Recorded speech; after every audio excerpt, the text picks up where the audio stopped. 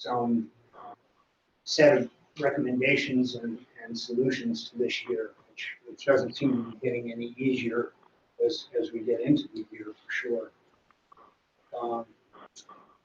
Item 4.0, public comment. I'm going to do my best. We didn't receive many public comments. We received 9. I'm going to paraphrase them as I can. I am hopeful that at our next meeting, our regular board meeting this coming Monday, that we will have an opportunity to have the public call in and offer their comments in public. Dean and Patrick are working on that, and hopefully we'll if we were to do that live, it would be people making comments and us hearing them. It's not that hearing doesn't happen, that's not ever been a dialogue conversation. No. It's just hearing them and taking them in. Right. And then there's only a conversation if there's a presentation and we have questions. Is that usually how that works? If there's some sort of... Well, that's a good point. I mean, that was part of the purpose of those workshop sessions that we started to offer, but got cut short, was to encourage that dialogue. I mean, as we stated before, and of course it's at the pleasure of the board, although I'm not suggesting we make a turn on this before the next year. Right. But the board has,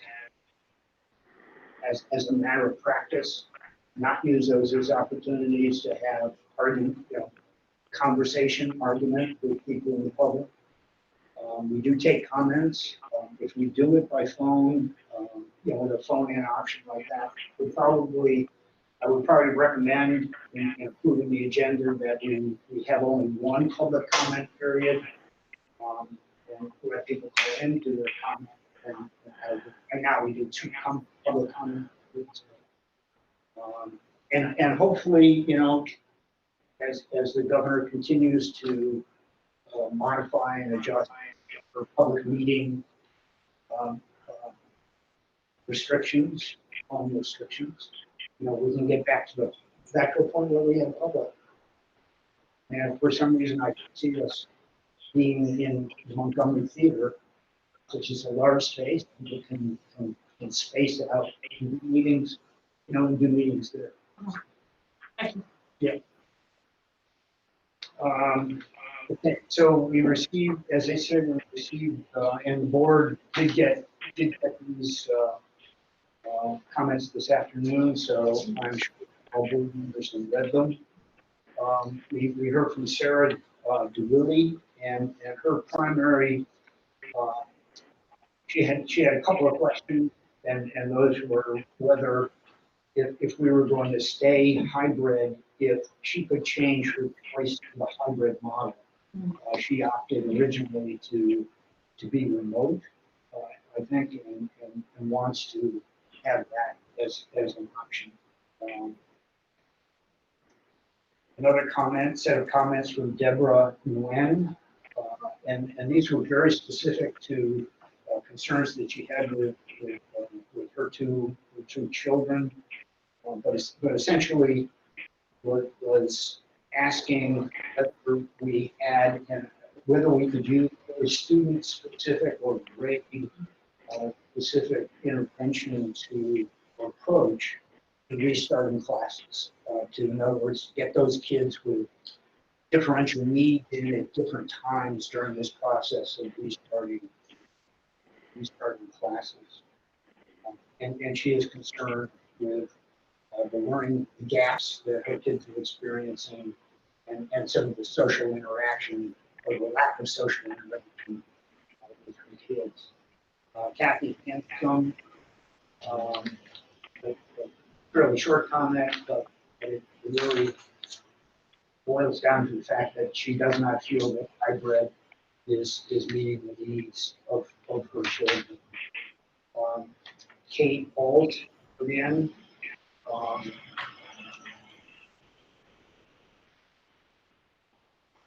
and her comments were that moving from mode of instruction to mode of instruction, as we've done by canceling we stepped away from it to school full-time, and that we're looking at hybrid. Some discussion of going back to on, and a sense that these disruptions are causing difficult work. She uses the word whiplash, that changing at this point would not be a great option. That if we stay with hybrid through fall, reassess it in January. Margaret Harrington wrote in, and her comment very short. If 2 days in class, 1 days in 5. Cheryl Ritchie wrote in with some concerns regarding first that there seems not to be, from her perspective, adequate support on those home days when kids aren't in class, hybrid and all. She does not feel that there's been an adequate tutorial right space for parents, and she's still working to try to figure that out, right space that is. Her concern, she feels that the school-home connection is lacking. The parents are separated from the classroom, or from the teacher, and the classroom of the teacher is separated from the, and she's posing some, presenting some that might make that connection a little stronger.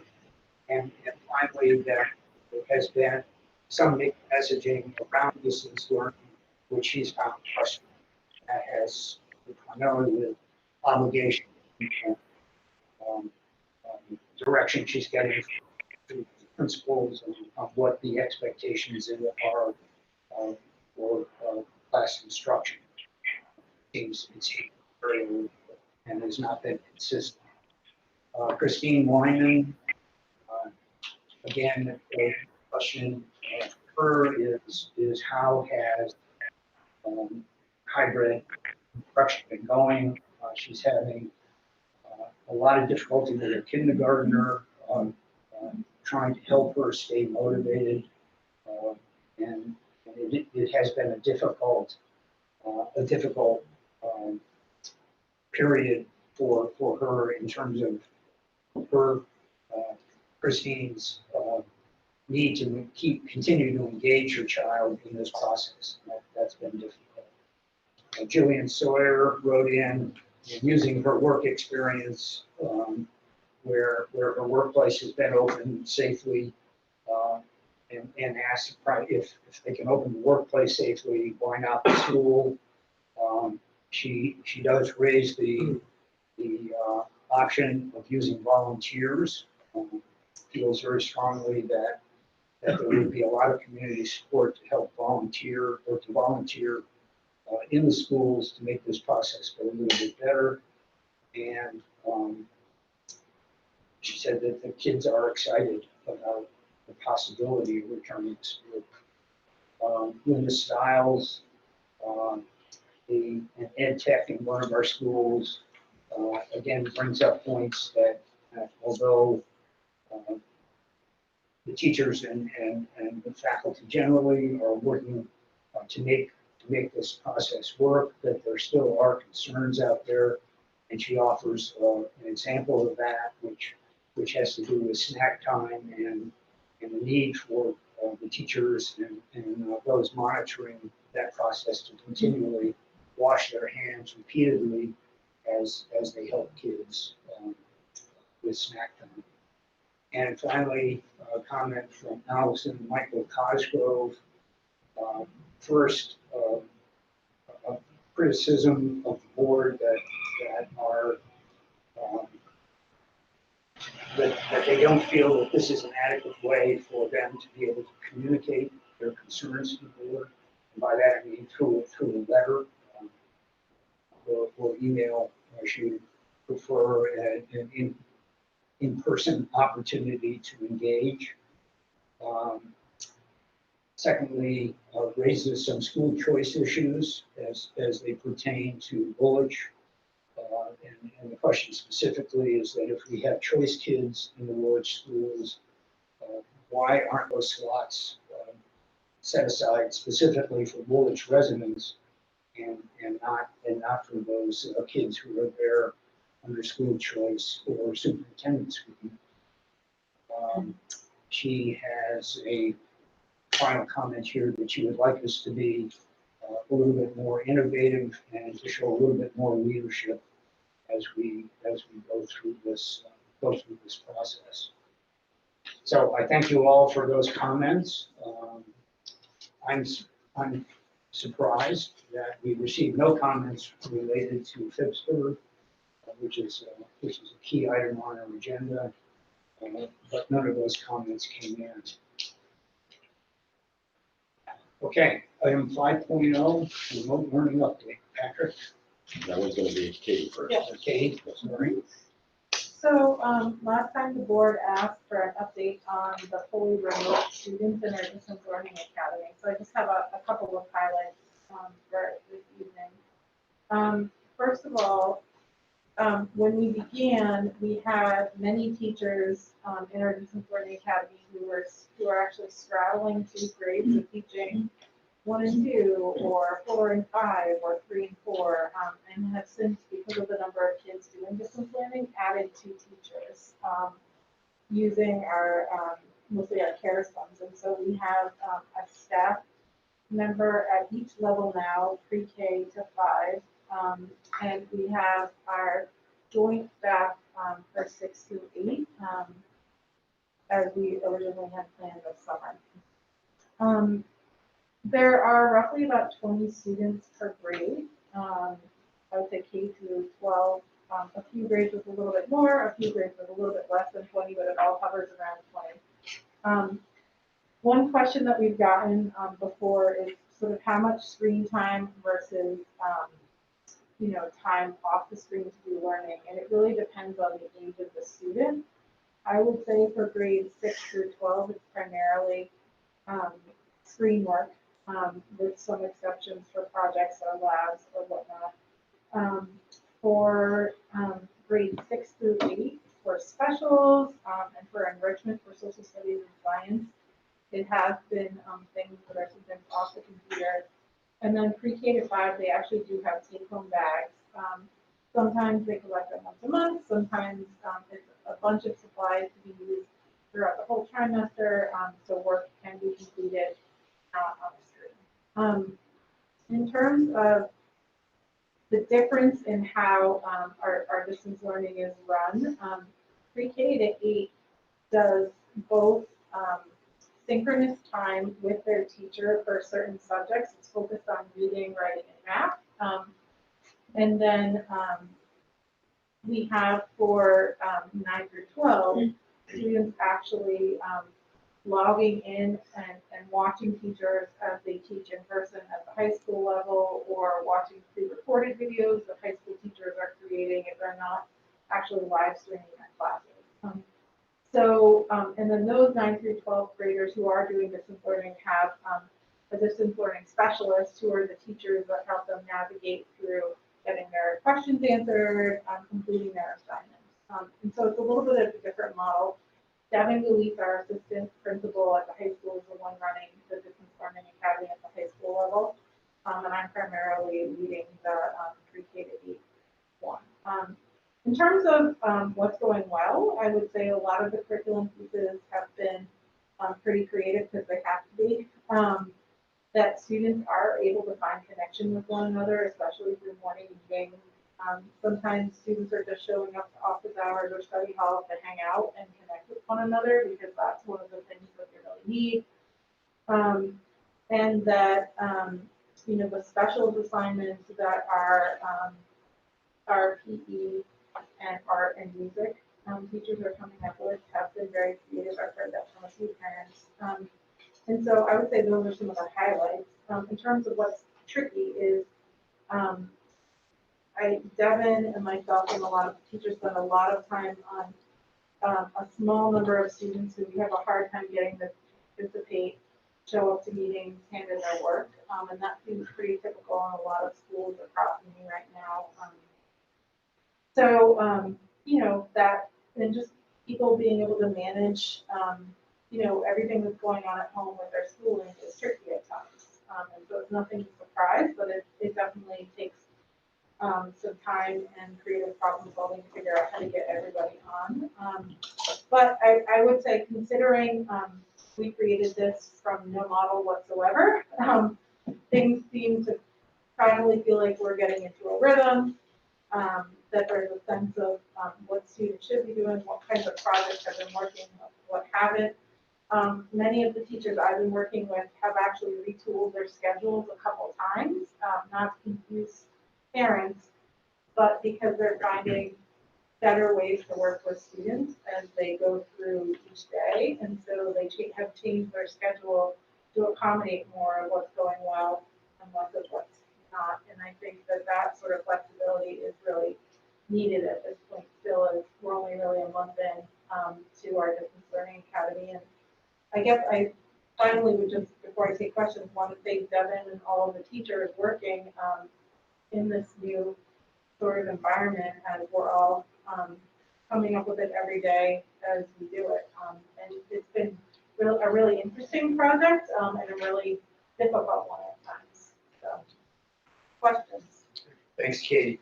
I would ask, again, I forgot to mention, that people should raise their hand Oh, sorry. just so that the camera has an opportunity to pick you up and that people know who's talking. So, okay. Any questions for Katie? I would just add one thing, that the advisory groups that we've met with, I think the parents have all been great, added a lot to that discussion. But it's, let it be K to 5 or 6 to 12, that it can be challenging to work with your own child and, try to motivate them or try to get them to do the things that they need to do. And as the week progresses, sometimes that sense of frustration gets a little bit higher, as well as, a parent made a valid point, and it's not a surprise, but, one student can go home to a great internet connection, very quiet, have a dedicated space to do their work, and has someone there to bounce questions off. And then you might have a student that's either working or taking care of siblings, or there's not a place in the home where the connection isn't great. So it's different. Obviously, when they come to school and they're learning, it's what you make of it, but at the same time, there's a lot more similarities when you're sitting in a classroom. Thanks, Rick. I have a question Lorna? for you, Katie. So this is 100% distance, This is for 100% distance. and those families, when will you be reaching out to them to see if they're planning to continue beyond the December, right? Well, yeah, we haven't set a date. It's on our next administrative team meeting agenda for the end of October, because we said we would be checking in with them sometime in December. To be determined soon. And so when you say about 20 per grade, I know that, so roughly, is that about 150?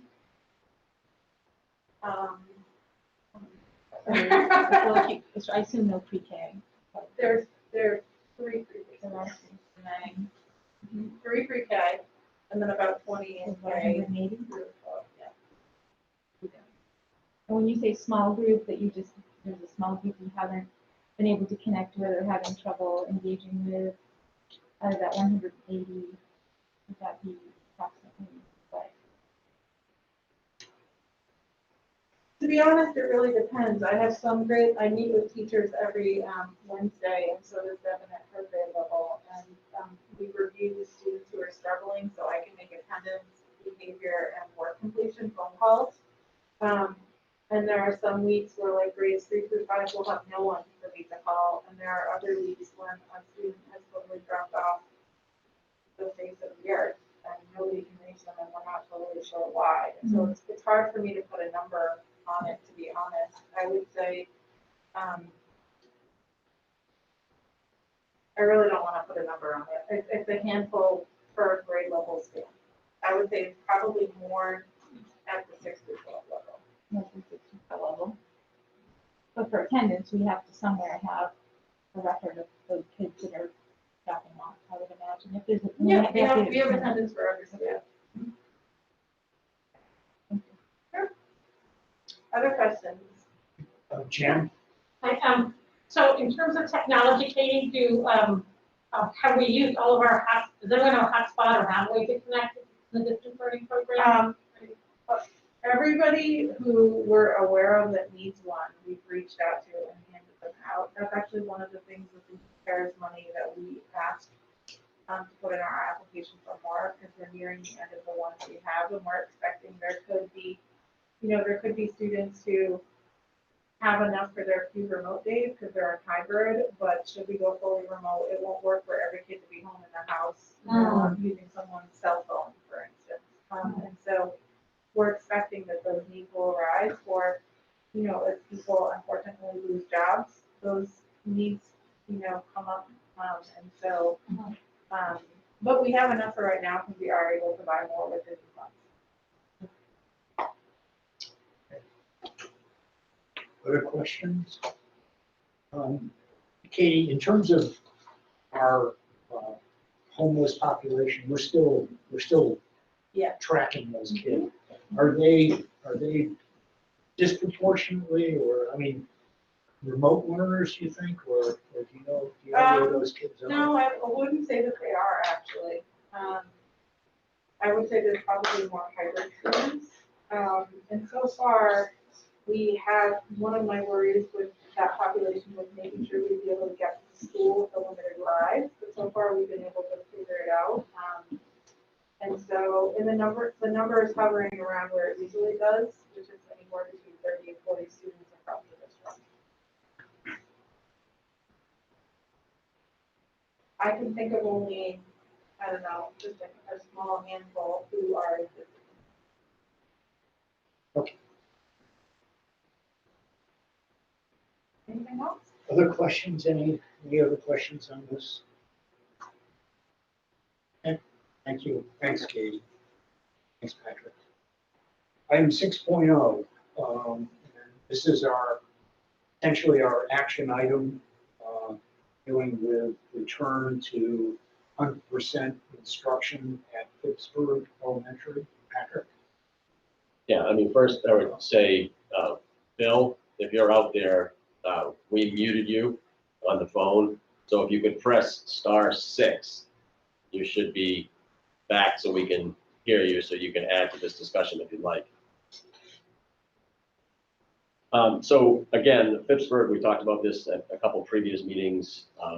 They obviously smaller school, less students, in the whole school, as well as overall their class sizes, with the exception of one grade, is certainly manageable. And the one grade level that's at 17, Sandra, who's on the line tonight, feels comfortable with the staffing that she has in order to, the 17 students can fit 3 feet apart and all of that. But when it comes to snack or it comes to a mass break, she has the staffing to be able to create those into 2 separate groups when it's necessary.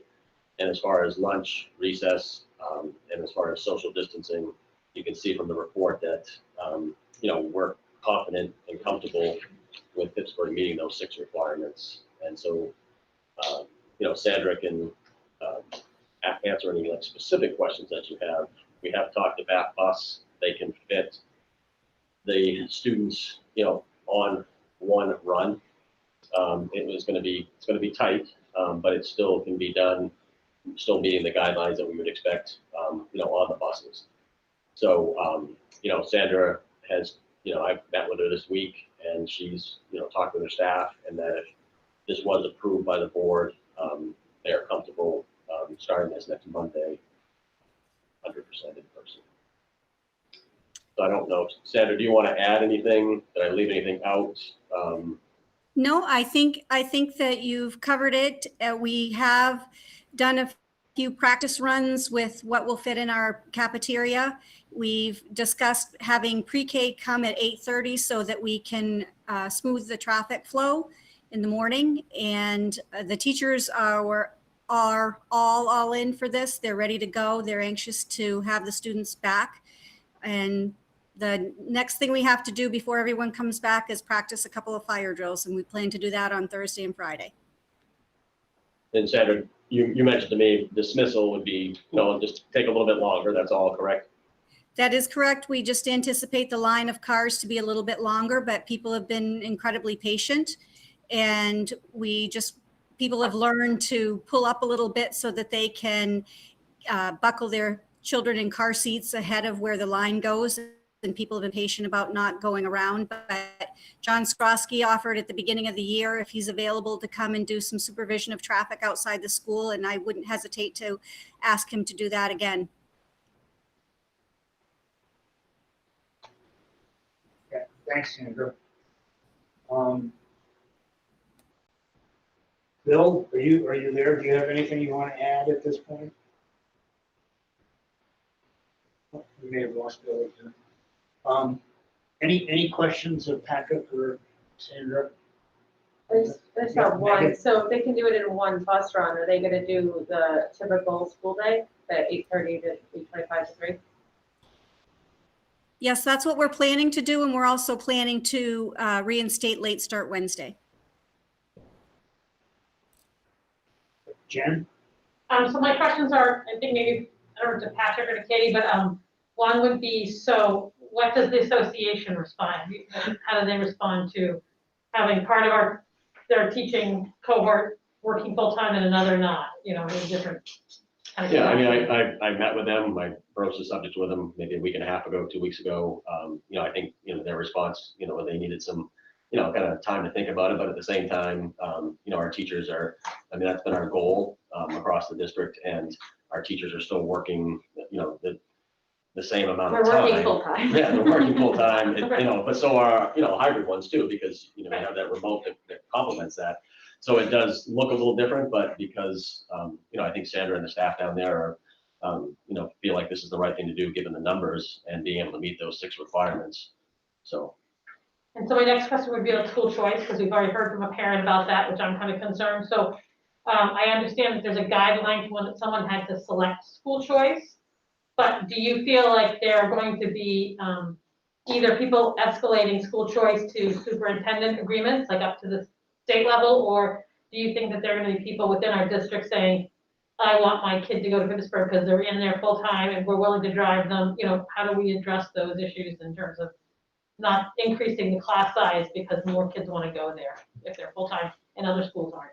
Yeah, I mean, the school choice policy we have talks about timing, that people would submit something in May, it would be approved or disapproved in June Right. for the following year. And it also states that if somebody moves in, partway through a school year, they have to wait to the following year. So, we would still follow those guidelines. Okay. And, also it's a little more sensitive this year. Obviously, our numbers are down some because of remote learning, but also numbers are important because of the health situation that we're in. So I don't know that we would have people from outside of our district, but again, we would kind of funnel that through the same lens. So if someone wanted to appeal that, so someone in our district wanted to appeal the fact that now that this Pittsburgh's open full-time, they want their kid in school full-time, what would that appeal process look like? It usually stops at the principal level. Okay. They could come to me at the same time. Okay. And sorry, my last question would be, so Pittsburgh is able to do this without hiring any staff? And also, do they have a lot of volunteers in their school systems right now? Again, they're not changing any of those kind of guidelines. Who else is in the school? I think Sandra feels like she's ready to do this. We had a discussion about whether there was an additional support person that she might need. I think, she said, let's try this, and I'll certainly let you know if there is.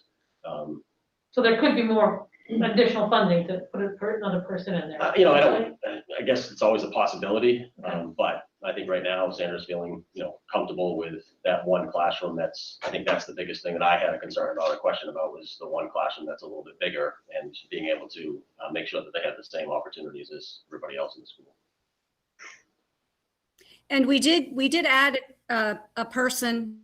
It happens to be 2 different people, but a person at the beginning of the year, and where we go small at this point, those people have been doing some, we call it academic boost, kids who are not receiving math literacy support formally, and they've been helping with that. And so those people will be available during transition times, which are the times that would be necessary to have another adult in the hallway.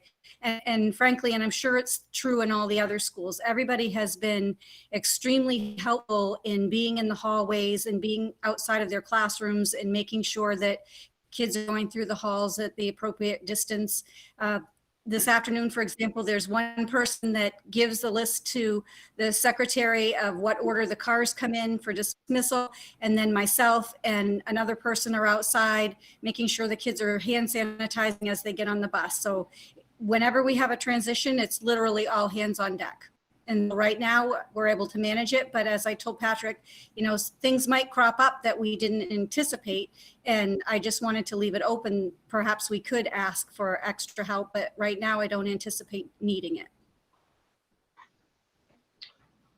I don't want to, I got more questions, but I don't want to hog it. Other people have. Go for it. Yeah. So we haven't had this discussion yet, I think, but so what would be, we have the criteria set in place that would change from them being full-time to go back to hybrid?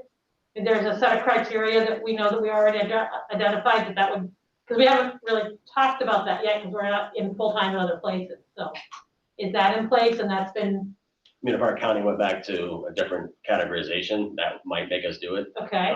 But as far as if we had a case, a case is going to, we don't know. I mean, until we experience one, whether it would be one classroom that would be shut down, or whether it would have to be a couple classrooms, or it would have to be a whole school, depending on the number of cases and how much contact a student has. So that could require us to, to go remote for, a period of time. Okay. And would we need to make it, would we have to vote to put that school back into hybrid model? Is that, I mean, just, we haven't really, haven't. I think it's the decision of CDC. Yeah, CDC and the DOE are going to guide us, on Okay, on okay. the direction. We so would have no choice. Yeah.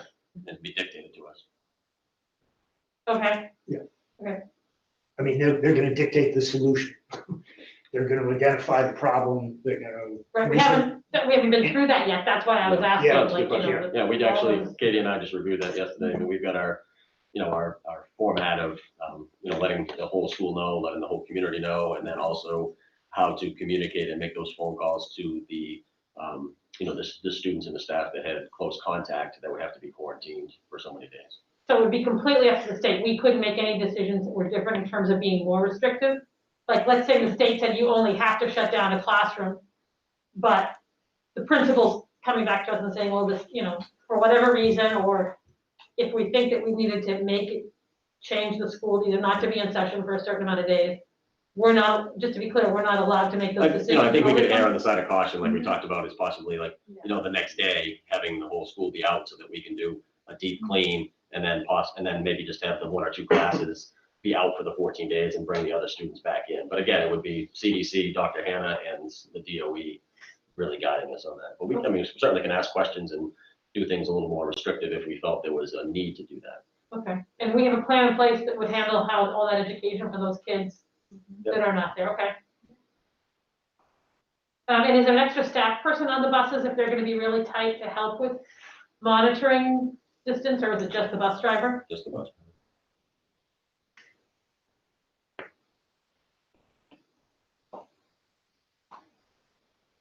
What's that, Jim? Thank you. Okay.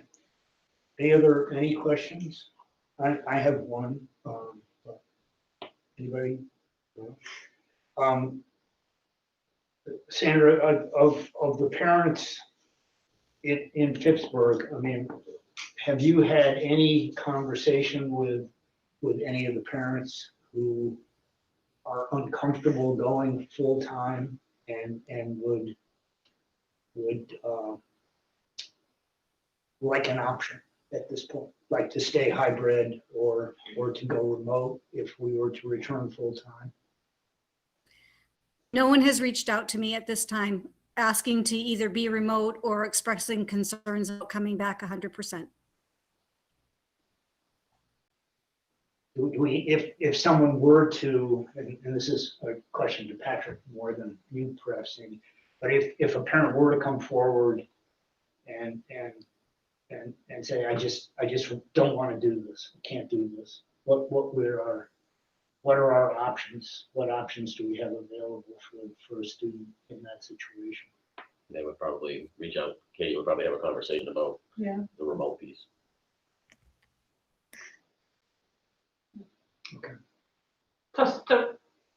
So parents don't have a choice to stay remote then in that school system, right? They wouldn't allow to be able to come in 2 days a week and then do distance learning other day a week or something, that they're. No, because if the teachers are teaching 5 days in person, then nobody's creating the remote instruction part-time. I mean, Right, fully remote can stay fully Yeah, remote, but yeah, hybrid, right. hybrid would, Would go away, now, correct. So essentially, they'd have 2 choices still, but the choices would no longer be hybrid. It would be fully in person or fully remote. I mean, I know the difficulty that creates to offer a third option, which was the continuation of hybrid. But I would like us to revisit this, if not at the next meeting, maybe a special meeting sometime down the road, because I mean, if our goal is to get all our schools up and running, there is going to be a group of parents out there who remain concerned about sending their kids back full time, and who equally feel that perhaps an all remote option is not a good option. And if there were, I know it presents any number of nightmares, I know, in terms of scheduling, in terms of how It you wouldn't deal. be a scheduling issue. It would be it's staff. We would need to hire more people. Well, it might be That would staffing the- issue. The staffing and the money would be what you guys would need to consider. Because as I said, our distance learning people already have, all of them, over 20 people, some of them more, which is essentially larger than the classrooms, many of the people in person. And then our in-person people would have kids 5 days a week. So if we needed to provide a third option, we would need more teachers. Well, I just like us to lay those constraints out. It may be that it's not feasible for any number, but I mean, I see the problem more of how you integrate kids in part way. You would constantly have new kids coming in and out of the classroom in a case like that, unless you set up a completely, like a hybrid academy, and I'm not sure that's what I'm suggesting, but let's just think about what those constraints are. And it may not be feasible, but Well, I think the point of hybrid and why many parents who would want hybrid is the the distancing piece. And so if someone's, I don't know if I'm gonna explain it right, but if someone's were to choose hybrid when the school's 100%, you're kind of defeating the purpose, because you're sending them in maybe only 2 days a week, but they're still in with everyone at the same time, so that distancing isn't, I don't know if I'm making sense of what I'm trying to say, but so it kind of defeats the purpose to choose a hybrid when some people are choosing like I said, 100%. yeah, it may not be feasible. There's issues there, but I don't want us not to consider it, because there are parents out there who are still expressing support for the hybrid model, and are going to be asking for that as the continuing hybrid as an option. So Right, but those hybrid days, they're sending their kids into a school with 100%. So I think kids are safer in school 5 days a week, but there are parents out there who think hybrid is the safer approach. I'm just.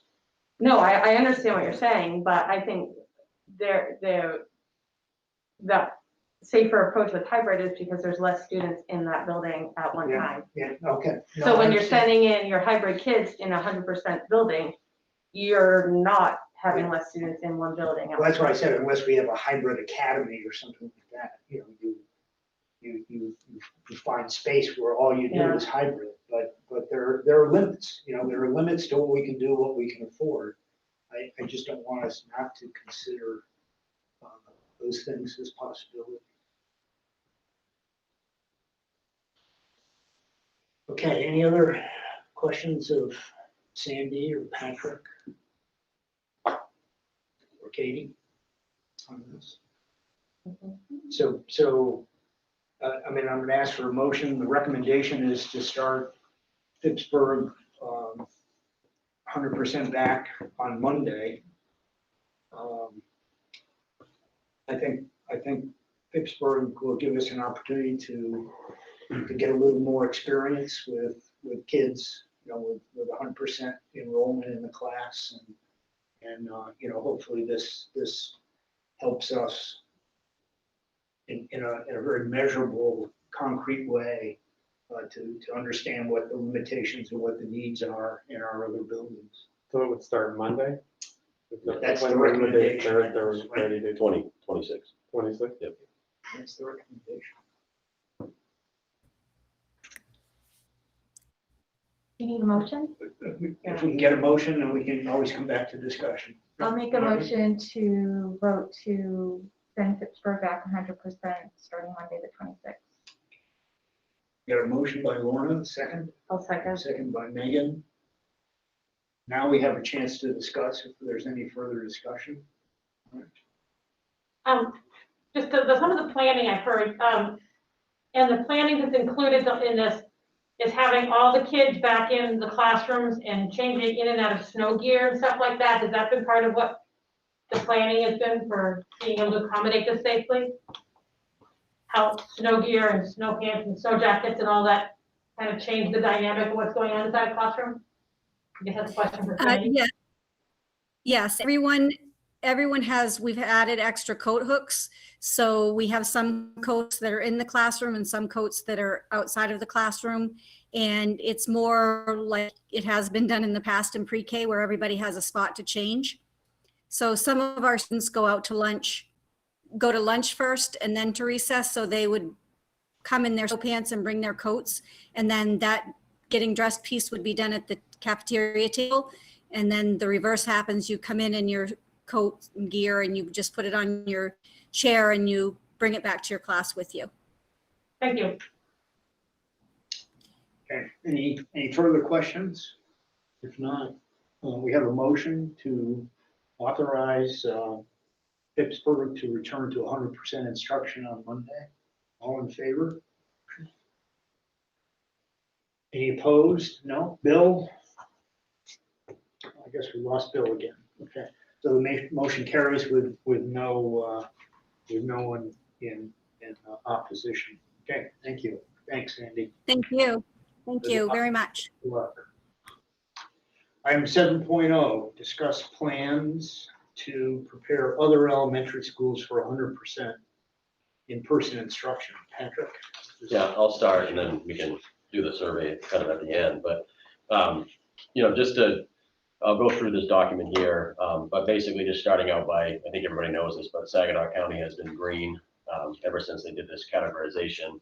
And the new designation that came out on last Friday, the 16th, put all counties in Maine in the green area. What we talked about last meeting was that, like we just said, at Pittsburgh, we feel confident that we can meet those 6 requirements for safely opening schools.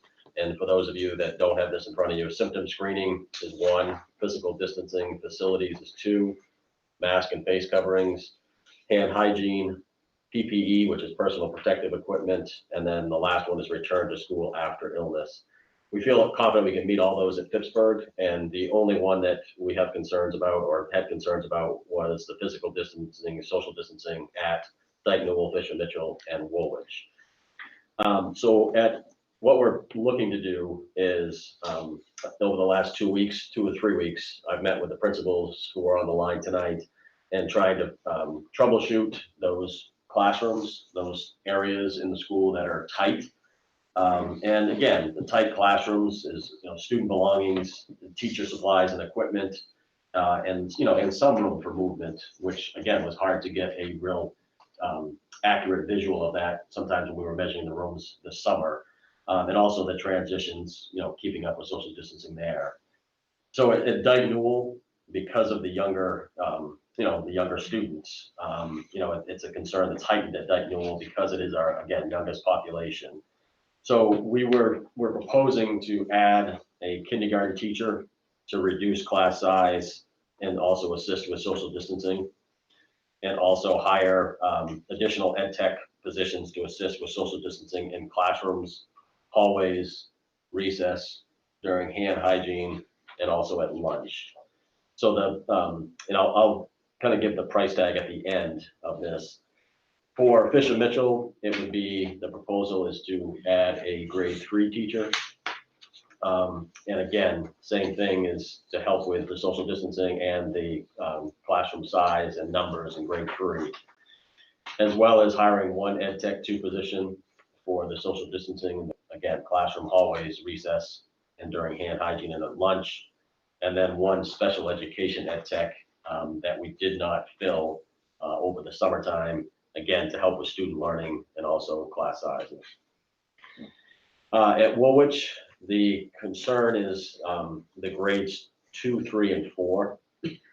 And, again, it's, the social distancing, the 3 feet between students, and also the transition. So the potential solution at Woolwich is to hire additional staff to assist with student numbers in grades 2, 3, and 4.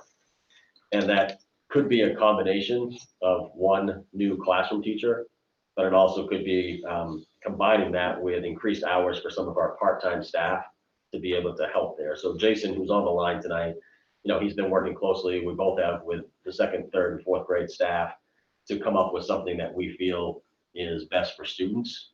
And so we may not have all the exact details for you this evening, but we can expand upon that a little bit. And then in addition to those classroom personnel, also one ed tech that would assist with social distancing around the school. So if you take all of those costs there, the potential cost is $171,000 to $189,000. That would be from January to June.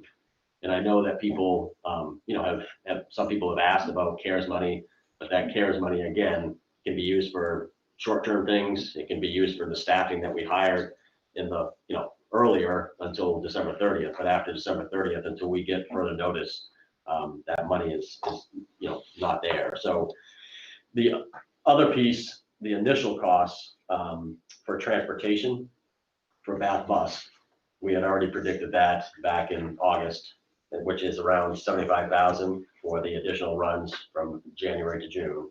And also the cleaning personnel, which I guess one could argue it isn't about getting people back 100%, the cleaning personnel, but it is something that we think is in the best interest of our student and staff's health and safety, is to keep them on for the year.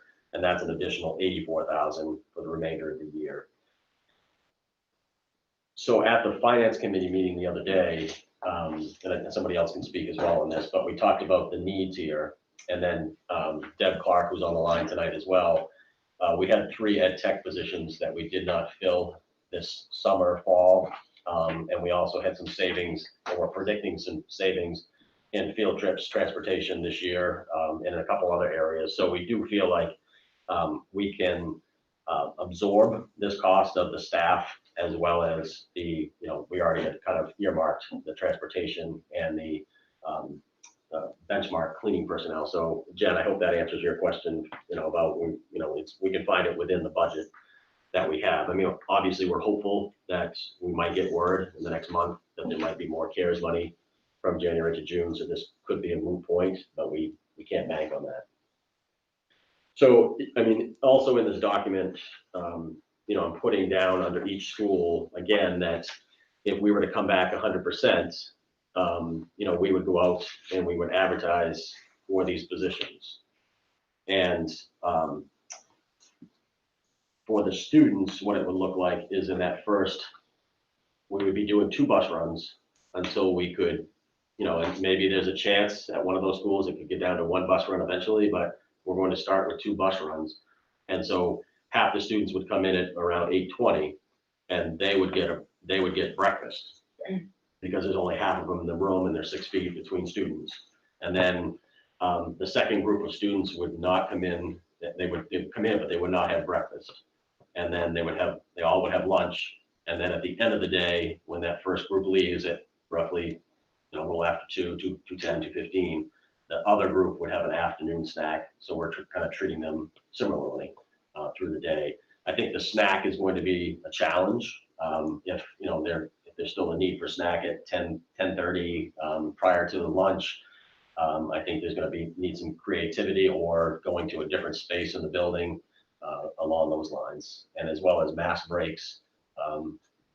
Getting up and standing next to an open window to take a mass break, or going for a walk as a classroom outside, those types of things, versus having 6 feet between students that are sitting in a classroom and possibly taking a mass break with the windows open at that point in time.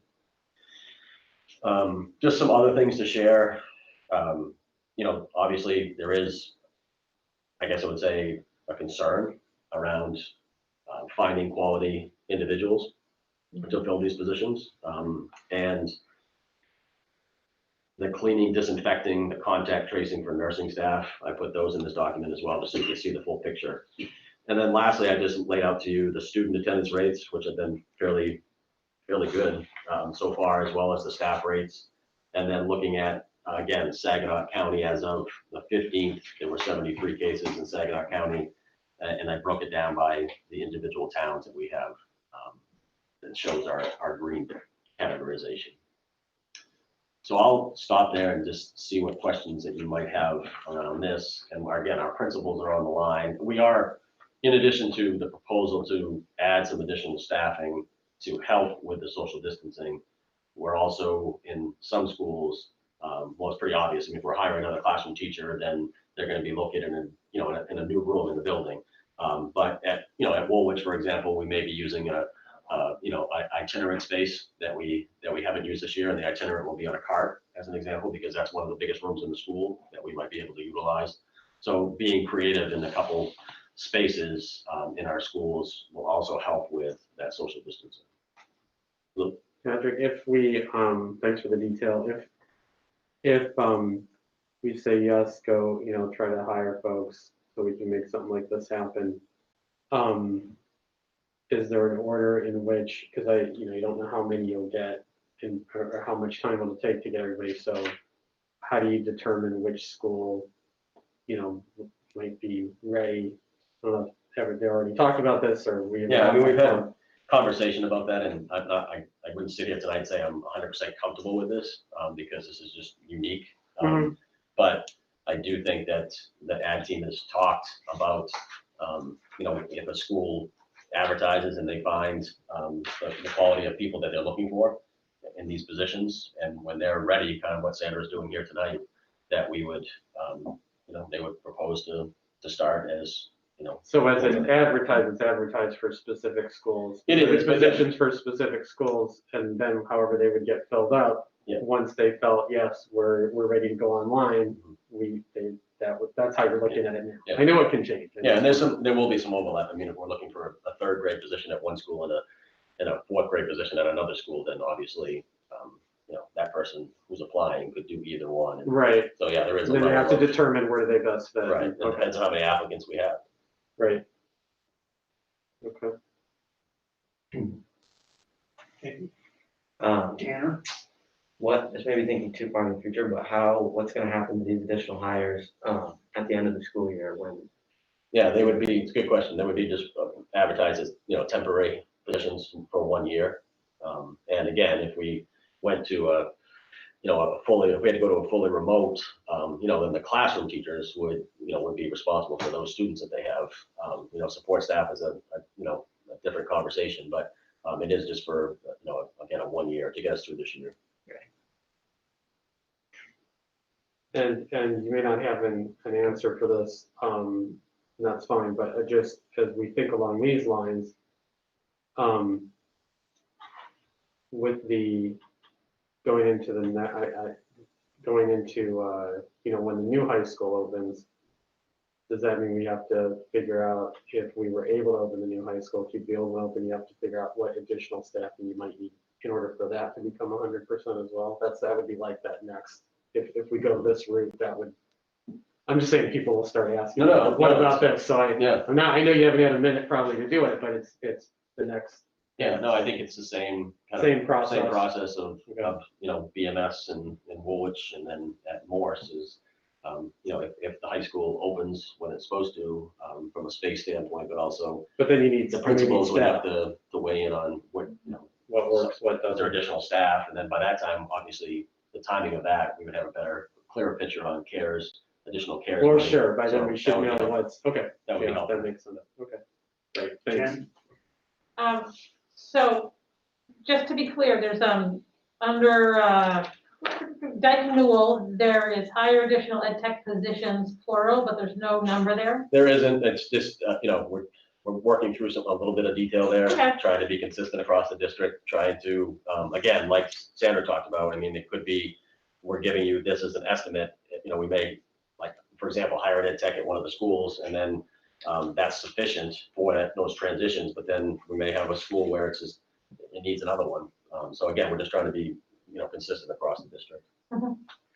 And then you all say throughout the other areas that there's going to be additional teacher to reduce the numbers in the classroom. So just to be clear, there's space in all those classroom, all those schools for the additional teacher to have those students? Yeah. And there's, in there, there's already. Yeah, I mean, again, some of it we've used, you know, using some spaces we haven't used before. Yeah.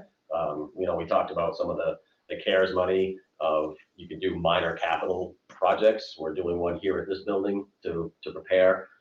You know, we talked about one, you know, at Woolwich, but it just was, it's, you know, it's outside of the school and it just wasn't worth, you know, doing that.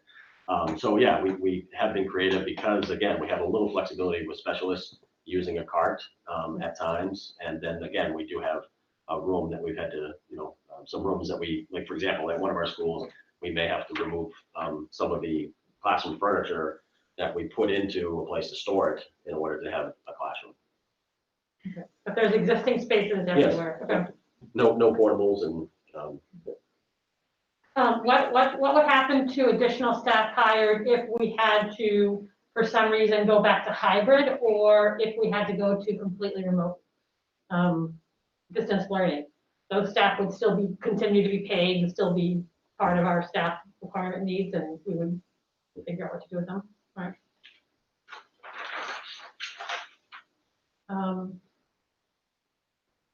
So just so, I guess that clarification again kind of comes with the number of kids we have in Woolwich through that grade span. When we say that we've been able, we predict that we'll be able to fit them in the classroom, have there been the same, have the teachers said that are they on board in terms of saying, we feel like everyone has, we've expressed these worries and that our building administrator and everyone's like heard them and helped us create different plans for them? I mean, are you? you know, I think not everybody, I mean, you know, the survey we'll talk about in a bit. I think, you know, again, everybody has a wide range of opinions and, you know, beliefs on this, and certainly all are respected. And we understand that. I think, you know, we've tried to take a step back, you know, all of us have a couple times to try to make sure that we're doing this thoughtfully and right. So the building principals are on here, you know, tonight and can talk about that a little bit. I would say that with these proposed changes, and again, I know this is hard because, you know, every classroom that we have is, not everyone, but there's a lot of different sizes of our classrooms too. But with the proposed additions tonight, at kindergarten, you know, we're looking at 9, 12, and 12. That's, again, at our 3 elementary schools, that's the class size. That's with that additional teacher at Dyton Newell. At grade 1, we're looking at 11 at Pittsburgh, 13 at Dyton Newell, and 14 at Woolwich. Grade 2, that's where Pittsburgh's big, 17. But then Dyton Newell was 13, and Woolwich would be 12 to 13 with that additional staffing that we talked about. Grade 3, it's 12, 12, and 12 with that additional teacher at Fisher Mitchell and the additional teacher at Woolwich. Not teacher, but, well, yeah, the combination of staffing. And then at Pittsburgh, grade 4 is 14, Fisher Mitchell is 15, and then Woolwich is, again, they're high, they're currently 18, and that would bring that down to 12, 13 with an additional teacher there. And then grade 5, we're consistent across the board, we're 12, 12, and 13 at our 3 elementary schools without any additional staff in grade 5. So again, the room sizes at each of our schools are a little different, but that gives you a flavor for the additional staff and what it brings it down to.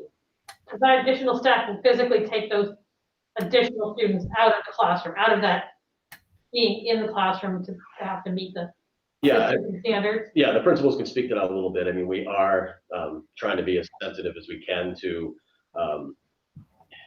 if there's going to be a new person hired and then they're going to help reduce the class size, then there are certain students that the principals and the teachers will have to break out and, go to a different staff person, a new person.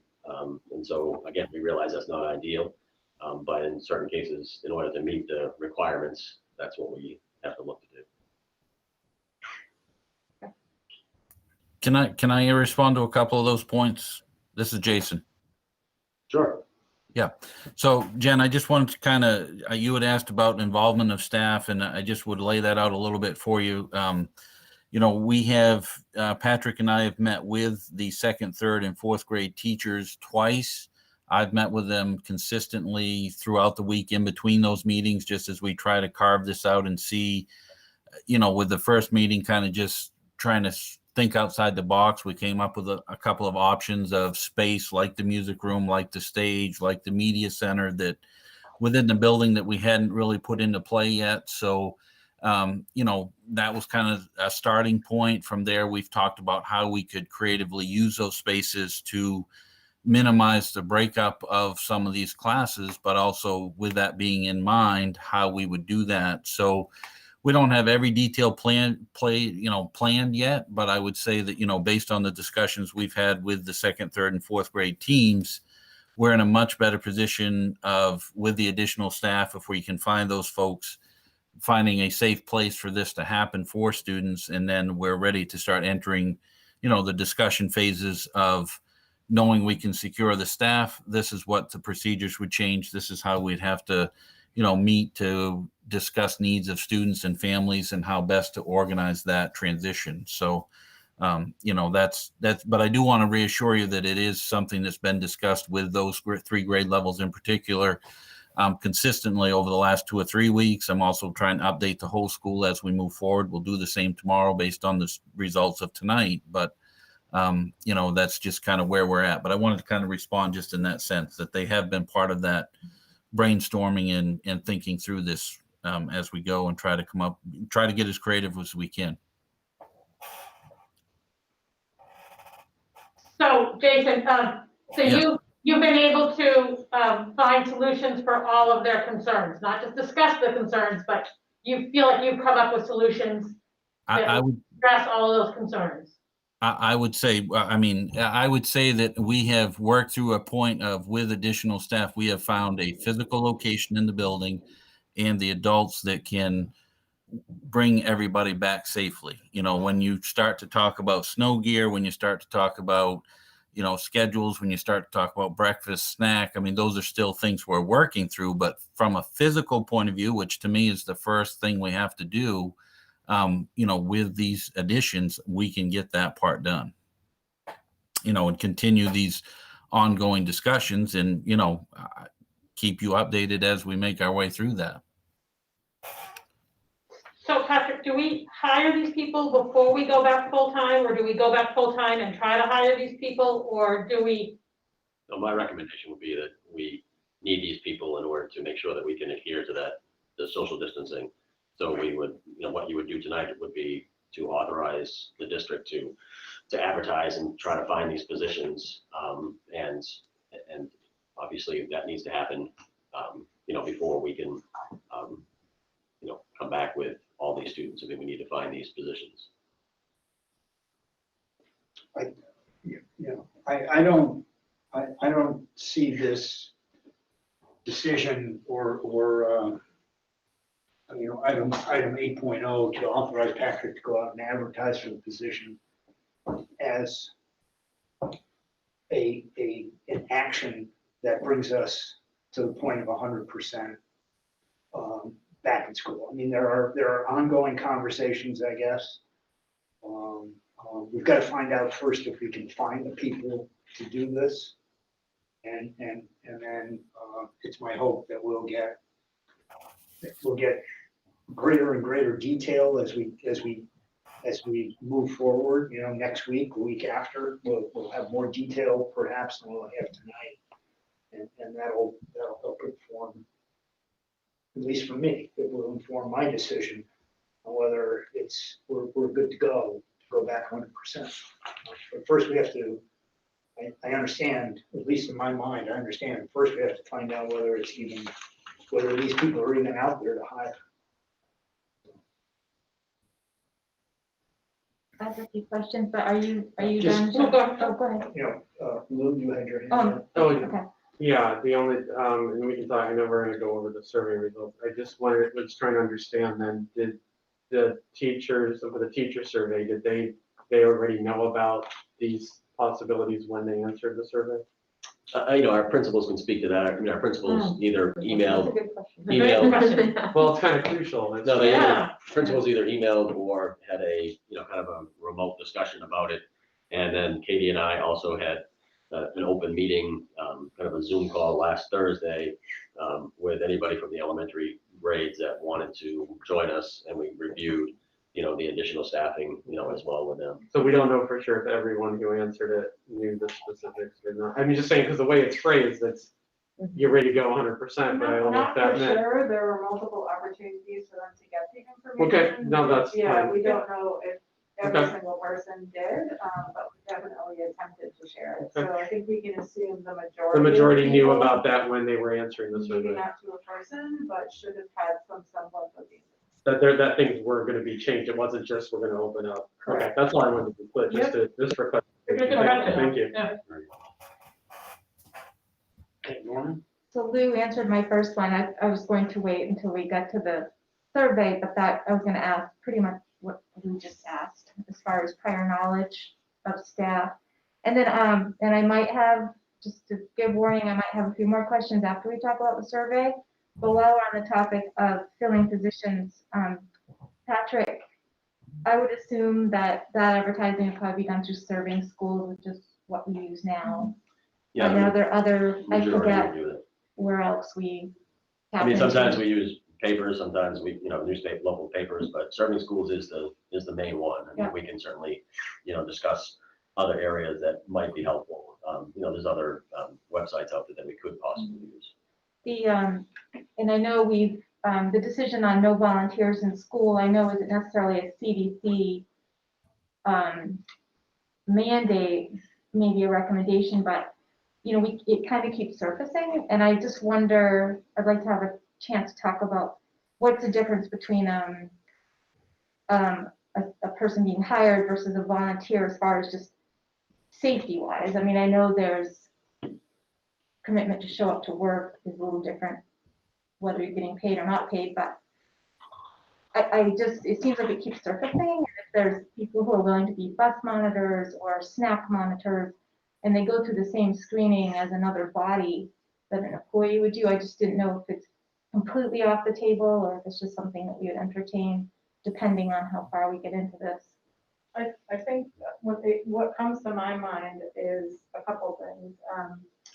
That all of our staff have done the Safe Schools training, the online health training modules for all the COVID items. So we would want volunteers to do that. Want to make sure that they learn all the building-based procedures, which are actually fairly detailed. And then I think the third thing that gets in the way is just reliability. Like if you can't have SAC unless this other person is there and then they don't show up, what do you do? Versus if it's someone who's employed, when they're not showing up because we have to get a sub. There's just a different chain of responsibility and accountability. And then I would think the fourth thing is just widening the germ pool even more. I was talking, yeah, I know. I was talking about if you can't fill a position, I knew exactly what you meant. I think it's a great idea, but those are the four things that come to mind, which is why we haven't gone there yet. I don't think it's out of the question if we have nothing else we can do. We would absolutely have to consider it more thoroughly. And then just the last thing I was going to say is kind of brainstorm, see what other people think is, we're competing with other districts in the same. So do we think about what makes us special? What do we have that makes people want to work here versus somewhere else? do we put it on more widely on social media? I noticed the maintenance positions are, which was great. I saw you did that. So it's just more kind of marketing ourselves and, Yeah, I mean, I think we've, in the past, I mean, obviously we're different now, but we've done some, Katie's gonna help Anne Marie, with, offering some things in different areas that we go out to people, to get either subs or to just get people interested, something as silly as, sometimes, a coffee mug or a t-shirt or something like that, I when think we it do goes have far. people come in, so, Yeah. but again, I think, there's things that we can do in addition to that, can make, I think, can, attract Right. maybe more applicants, or that they choose this district over another district. thank you. Okay. We can go back and forth. You have, I was just gonna ask Katie. And again, our survey, principals, but- our principals are on the line too, so they're Mhm. happy to answer questions that you might I mean, have. these are, these aren't discrete items, so do you want to ask your question now? You want to let Katie do her survey, or how do you? That's not really based on the survey, it's more Okay. just a logistic question. So if we go back in full time, what happens to those teachers who have elected or opted to teach remotely? So we're gonna reduce, Yeah, they would still have their same students. so if we go back full time, those students that are remote could come back to school full time? No, so the students that are 100% remote have made a commitment through basically we said the winter, and that we would let them know the date where they would be able to opt back in. That date was set for sometime in December or January. We haven't officially given the deadline yet. So, for instance, we have students at Pittsburgh who are in 100% distance learning. They would be going to class next week, 100%. They would still be with their same teachers. So the attendance shouldn't change at all for the teachers who are fully remote. So when that changes, when there is now an option to be back in full, those students could come back into the class. We could have an increased population in the classrooms In based, February. based on those, yeah. Yeah. And what would happen to the additional staff that we've hired? Would the remote teachers be able to have to come back in and displace those additional staff? Or would those remote teachers have an option to stay remote if they had enough students to teach still? Or what happens if they didn't have enough students to teach? Who would get priority, I guess? In terms of who would get priority, it's sort of like what we had to do in August, where we had to wait to see where the numbers fell to make our plan. So everything you just said, it would be an option. Okay, so not, okay.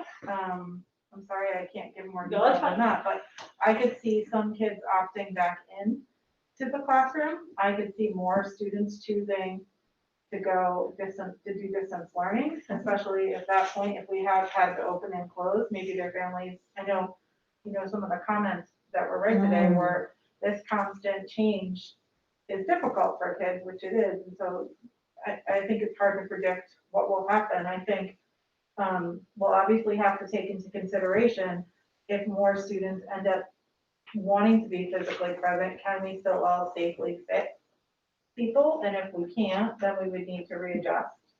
And if we don't have as many students doing distance learning, but we do have more students physically present, do we need some of the extra distance learning people we've hired potentially to help in other ways in the building that could still be remote?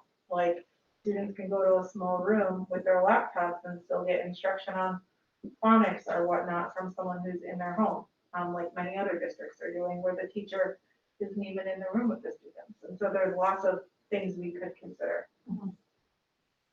And on the teacher standpoint, in the past, we've heard some feedback on staff that we've hired based on availability and credentialing and all these things. So with the new teachers that you have on this list, if we only have choices with people that are just conditionally certified because the governor's understanding that you can get certified in a different manner for this year, and we only have those people to choose from, is that going to satisfy adding teachers? I mean, is that going to also get us more feedback than what we got before about measuring the quality or the certification credentials of somebody? I mean, again, I think it's our principals and their committees that they put together, and somebody can be, provisionally or conditionally certified and do a great job for us. Absolutely, Again, so it yeah. depends on their background and their, education and training and everything, so. We yeah. could get those could be our teachers, something, just to kind of, in terms of what's available, that could be, okay? I mean, it could be a retired person that is willing to, to come back and, knows that there's a start and end date, so to speak. Yeah. It could be somebody right out of college. We won't, I don't. Our hiring standards don't change or have not changed this year. I think who we're able to consider in our pool was changed by the state. But we Absolutely. have not changed our expectations for who we want with kids. Right, I'm sending more, it's just what's gonna be available to do this, and if we do it, and if we do it, and the availability are people that don't have teaching backgrounds, but are conditionally certified, because the new state certification doesn't require any previous teaching experience, it just requires educational qualifications. That's not what we have, and I just kind of want to make that a possibility of who may be teaching these children might be different than their classroom teachers that are used to teaching them. But those would be whoever would be available. Okay. I think I can speak for all of us. This is Jason again, that I won't come back to the school board saying we're ready until I'm very confident in the staff that I have to work with children. Well, and I think Katie said, well, we're not changing our standards. We're just Megan? I was just wondering so in the schools where, in the grades that there isn't a concern where you have to break up, are you able to do the 6 feet distancing within the classroom? So are there a majority of classrooms already that can do the 6 feet distancing? Right. Well, 6 feet, so like you could eat snack all together in the same room? No, I mean, it's going to be, the principals can speak to this, but the majority of our classrooms is going to be the 3 feet between students. Okay, even with just 12 kids in a class, you're not? I think there's a couple. I know, Jen did those, looked at those again. I don't know, Ross or Jason, I think, with anywhere from 12 to 15, I guess, if you guys want to chime in, I think you guys. Yeah, so this is Ross. If we went back full, we could not have snack in the room. We don't have any rooms that could take that. We'd have to either have to go outside or use the extra staff, and we can divide the kids in half, have half in the room, half outside, or possibly use the cafeteria when it's not being used for lunch or an after lunch. Okay, thanks. Same thing at Dyke Newell. This is Jen McKay. I went through and kind of took into account what our class sizes would be and walked through every classroom, and we have 1, potentially 2 rooms, a first grade room and a pre-K room that could probably have kids 6 feet apart. Pre-K, if their enrollment changed, that would not be true anymore. She's currently at 12 and she can have up to 16 kids. With her current enrollment of 12, she could have kids 6 feet apart, but all of the other classrooms are not able to support that. So kids would be 3 feet apart, and we'd have to do some of the things like Ross was describing at Fisher Mitchell. That, for what it's worth, that's the same at Woolwich as well. This is Jason again. We would be looking at the 3 foot minimum. Thanks. Katie, do you want to Sure. just, and we can always, this is the same conversation, so we can get back to the principles.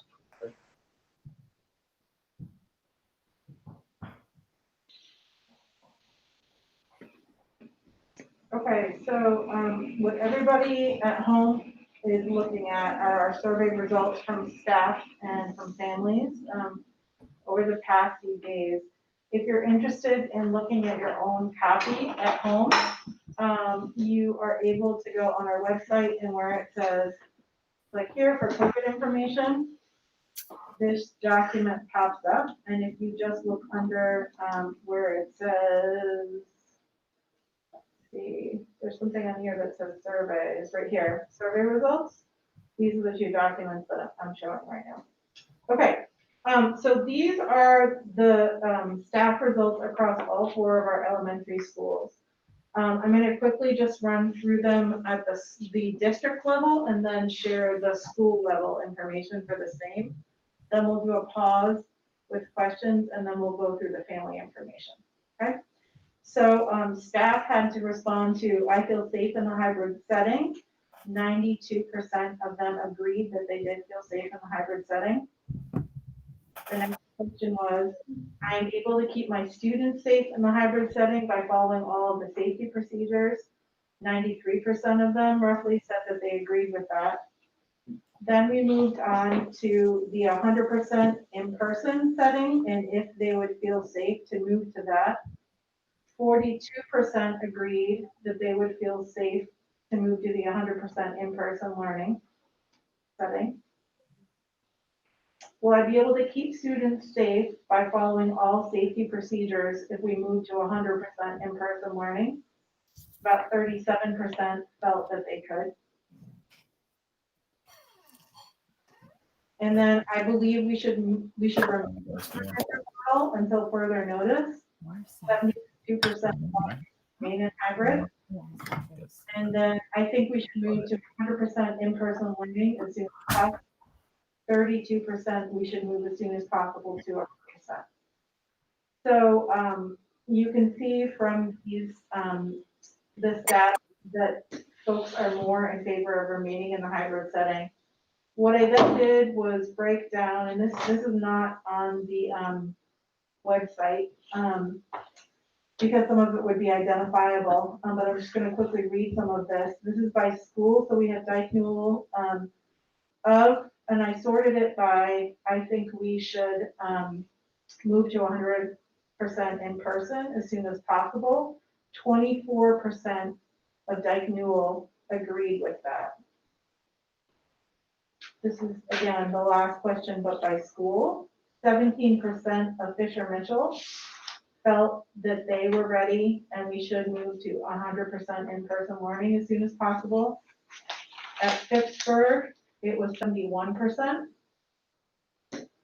And at Woolwich, it was 35% felt we should go to 100%. So questions on that before we move to the family data? Yes, I guess. So at Pittsburgh, you just said that 71% felt they should go to 100%? Correct.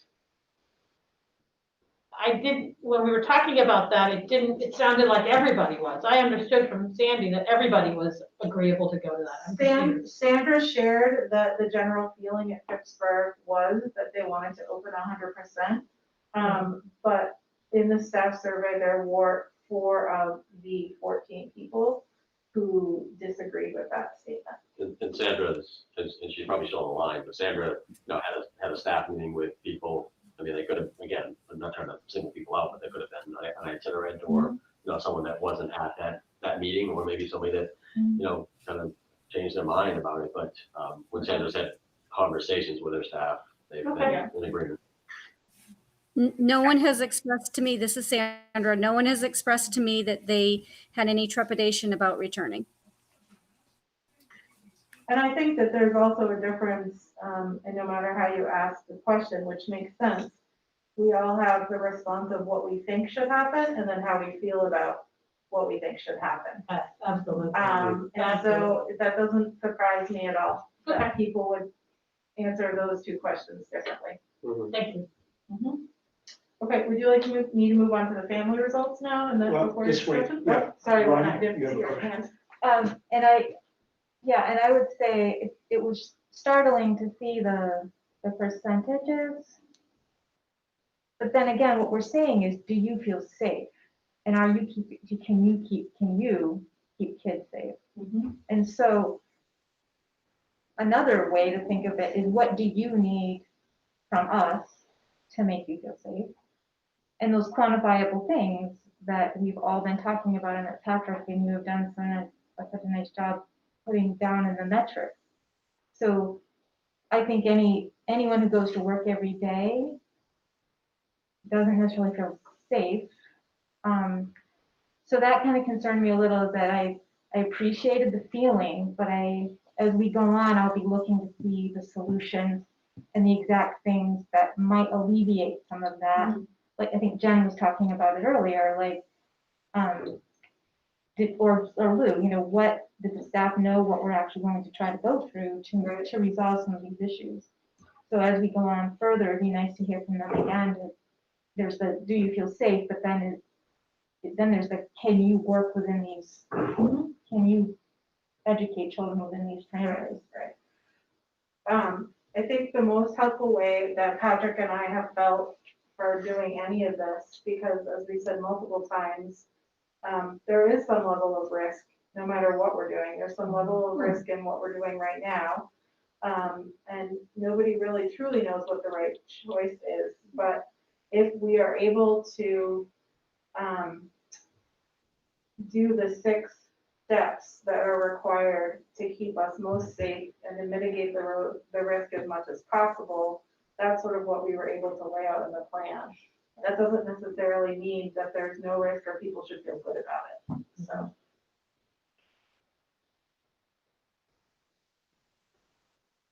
Ready for the family? Okay.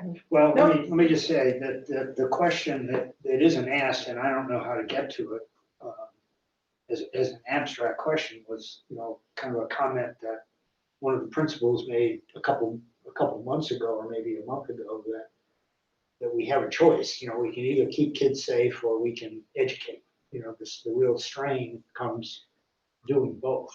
And I guess and obviously that question isn't because it's an abstract. So the question, you know, are they able to keep kids safe in a hybrid mode? And the answer is yes. Can you keep kids safe 100%? The answer is no, but how much education happens in either of those two settings is an unknown at this point. And I don't know. home safety for many of our students is also a lot more nuanced than if you're home, you're safe too. So. Or they're not home, Right. They're at daycares and other places that are dealing with all of the same things. Yep. Okay. Any more questions on this? We can always come back to any of these. Okay, so the family survey had similar questions. The first one being, I feel safe sending my child to school in RSU1 if RSU1 moves to 100% in-person learning, and 77% agreed. I would like to see RSU1 remain in the hybrid model for the foreseeable future for pre-K to 5 students. 31% agreed. I would like to see RSU1 move to 100% in-person learning for pre-K to 5 as soon as possible. 71% agreed. And that was the last question. When you look there, this one was a little more confusing to break down fully by all 4 schools because of the Dyke Newell Fisher Mitchell split of ages. So you can see in this for the board who has a copy of this.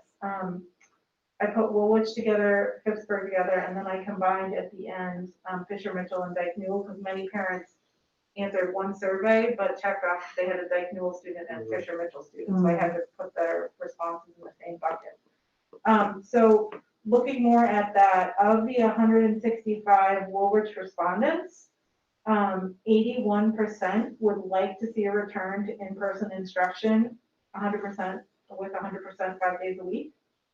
For Phippsburg, we had 52 families responding. 75% of them were interested in going back in person 100%. And of the 205 responses for Fisher and Dyke Newell combined, 62% of them would like to see a return to 100% in person. So those were the family responses. Questions about those? So obviously you can see, you know, the questions, the similar questions, those that got a lot of agreement from families often got a lot of disagreement from teachers, meaning it appears from the surveys, teachers are more in support of remaining hybrid in terms of safety, and families are more in support of returning 100%, which is, I think, not surprising, considering a lot of the feedback we've read through public comments over the last few months. So I'm going to stop presenting my screen so they can see you discuss. And I think we should be all set now. More questions? Yeah, Jen? So Katie, how do we know what do you feel safe means for a parent? Like, does that mean that, do you feel safe that your child is not going to get exposed, not going to be COVID positive if they return to school full time? Or does that mean that we feel like being COVID positive is not a problem? Or does that mean that we think they're safe in getting a better education than they are at home? I think we can't know the context someone had in their brain when they answered, but I think that we can assume it could be any of those things. But I think we could generalize it as people will feel generally okay for whatever reason with either the safety procedures we have in place. So even though there's some risk, there's as little as possible. That it's important to them that their students are learning, and that maybe learning isn't not going as well at home, or maybe they just want them to get more social interaction. And it could be any number of things. Right. The same for the teachers, right? I mean, they could think that it's safe. They think they could keep their kids safe if safe means Yeah. what? Yeah. I mean, I think none of it said safe from contracting COVID, right? I mean, No, I think the teacher one was a little bit more detailed in the questions asked about by following safety procedures. But we couldn't ask the same wording of families because they don't necessarily know the detailed procedures that we're using in a building during the day because they don't have to, unless their student has shared it or something that's relevant to them to know. So.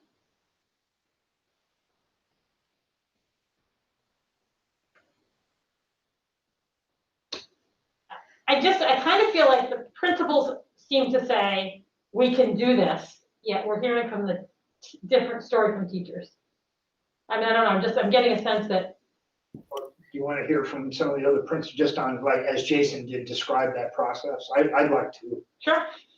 I mean, Ross or Jen, do you want to just talk about your conversations with? Well, yeah, so we are, and Jason can correct me if I'm wrong, the Woolwich was in a unique position with trying to figure out their space with the multiple rooms. We have not had great detailed conversations about what it would look like, other than having the more kids. Because we don't, basically, we would add a teacher. We had the 4 third grade teachers, and we went down to 3, and so we would increase that back up to 4. So that would be back to how we started in the fall. The classrooms would get more kids, and then our procedures would be the same. It would just be with more kids and a little bit more support. What I struggle with, and I would add, is, like I tell people, we're in a pandemic, and I'm sure 10 years from now, everybody's going to look back and question, why did any of us make any of the decisions that we made? I'm not Dr. Fauci, and I'm not Dr. Shaw, so I can say that.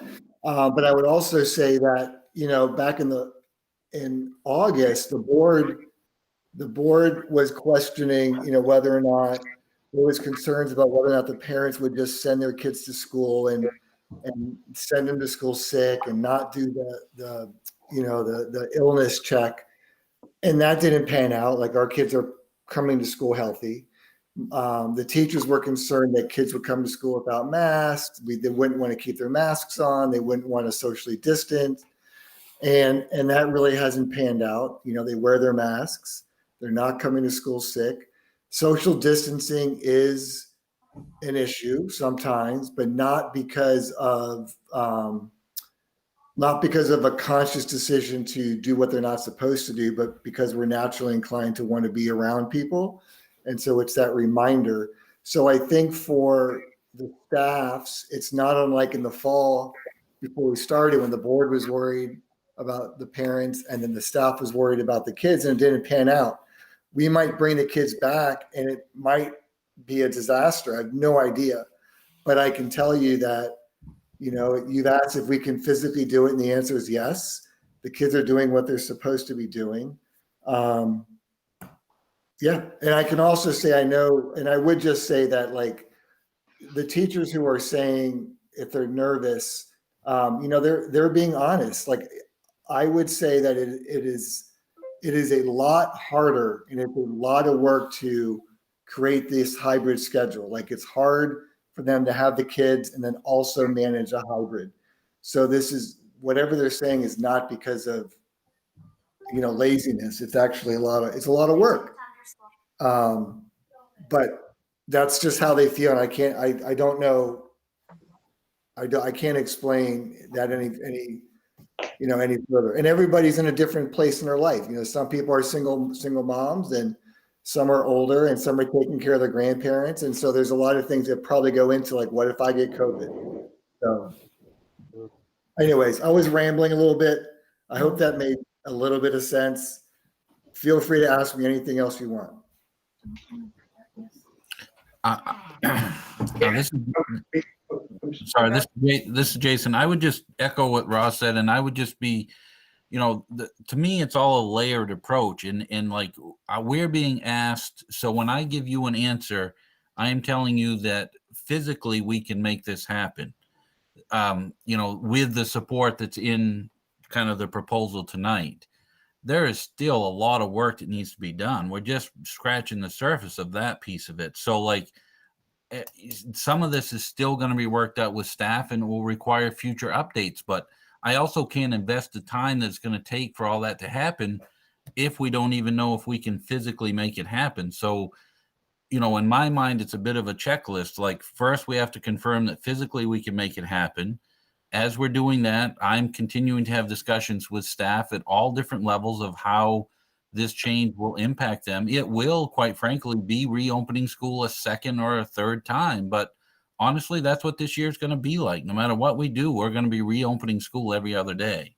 So it's like, you know, it's still a lot of work. I'm not saying that when you hear me say we can do it, I'm not saying this is like without hesitation or with all certainty.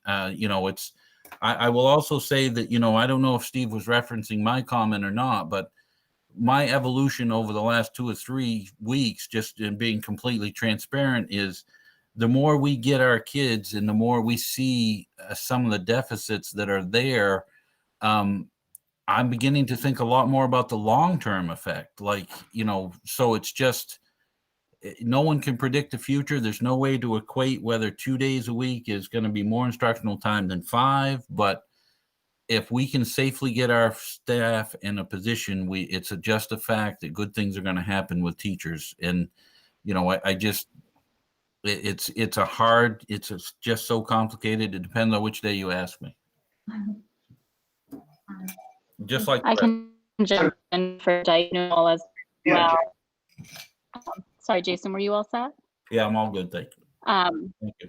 Okay, for Dyke Newell, you know, thank you, Ross and Jason, for going first, because a lot of what I'd share was definitely in what you shared. So I worked with Patrick and Katie, and we talked about what kinds of things would be needed in order to move to 100%. And that was really considering that one factor around social distancing and spacing. That was the primary concern that we felt like we couldn't immediately meet. And so I touched base with my staff. I gave them a pretty detailed list of the things that were discussed. So when they responded to the survey, they definitely had those kinds of factors in mind when they responded.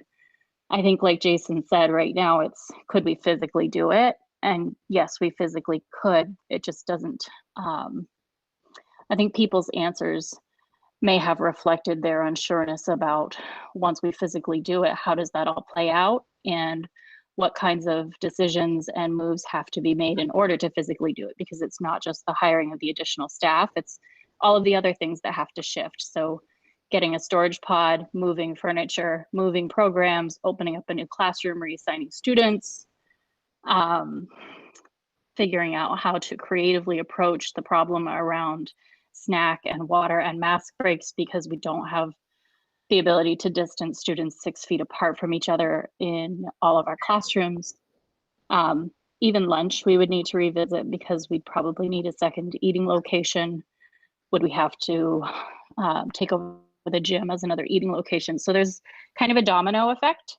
And I think Jason said it well, like it's a checklist. The first thing we have to do would be this, and then it's all the other decisions that would come from doing that. So I think that's where people's answers are really reflected when they took that survey, was knowing that it's more than the hiring of the new positions, it's then all of the other things that have to happen afterwards to make it work.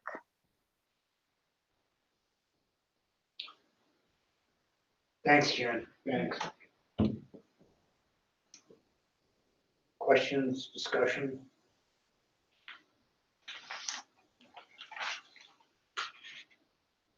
Well, I'm glad that what Jen just said about the complexity, because I think that complexity of how we can impact our education, given the circumstances we're in, is really important, because the feedback sometimes that I get from the public is that it seems like we have money, we can do this, or we have this, so we can do that. Other businesses do it, or other schools do it, or we have money, why don't we just spend any money it takes? And I appreciate, Jen, your comment about how complex it is, because it's not simply the want to have everybody back in school and the want to be able to service our students and our families the best we can, but it's also the logistics and all the things that it takes in order to put a child in a classroom in front of a teacher to learn.